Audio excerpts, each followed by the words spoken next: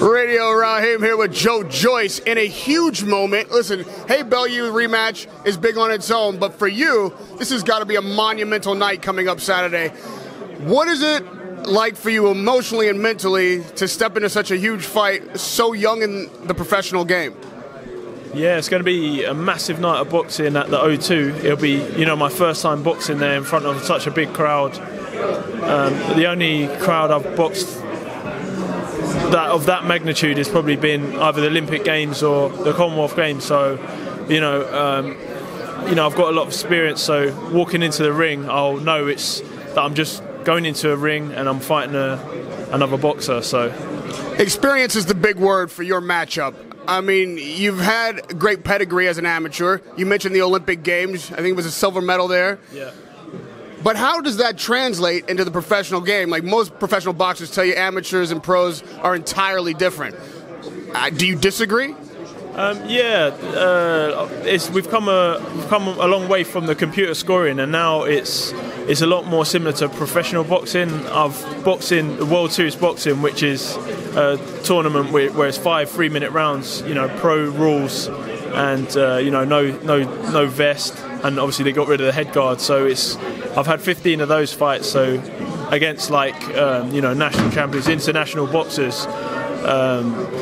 So I feel that's really prepared me for the professional game, and warming up in the dressing room is just another fight.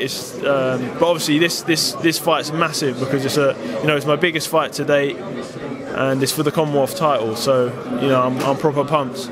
Well, Linroy Thomas would consider it an insult, really, that you would even think that you could beat someone with his experience. He's already a title holder.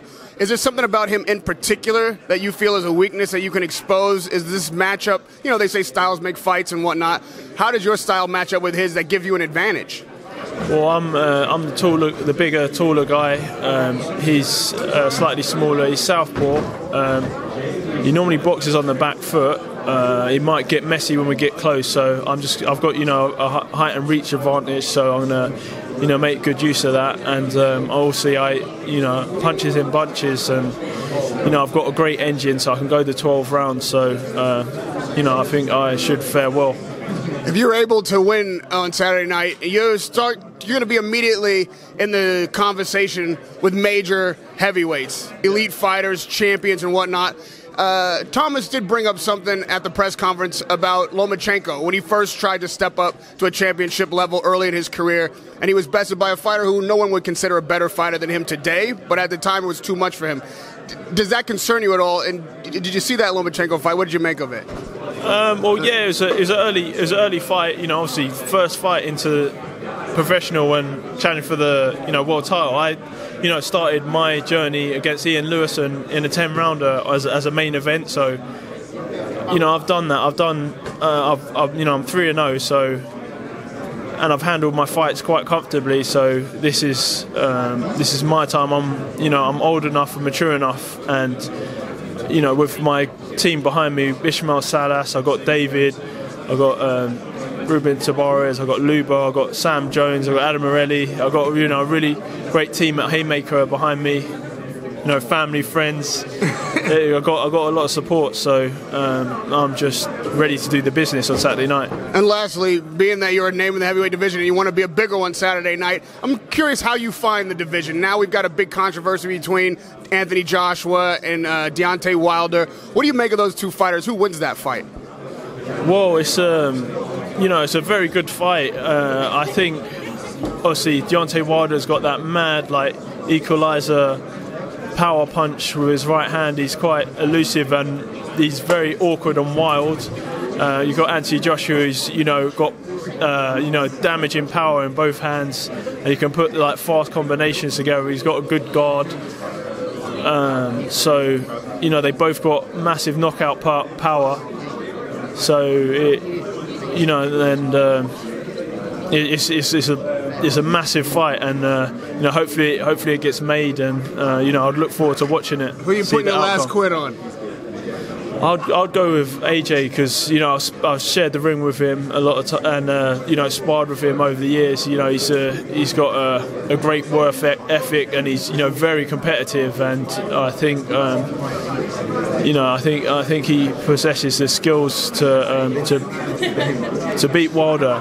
But then again, Wilder's got that equaliser punch, and if he catches him flush on the chin, then.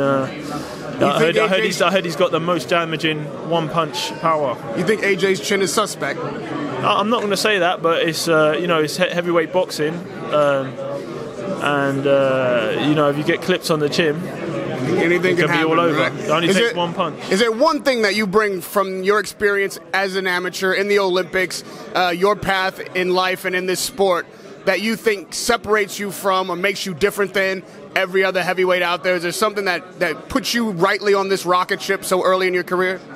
Yeah, I've got a massive heart, a massive engine. I've got good punch variety and volume, and I've got more explosive power lately. And working with Ishmael, I'm getting a lot more technically good. I'm less stiff and more flowing in my movements. So. Well, good luck Saturday night. It's Radio Rahim with Joyce, looking to make a huge statement in the heavyweight division, which is impacted with talent right now. You're some of that talent. We hope to see you Saturday night and be victorious for your own sake.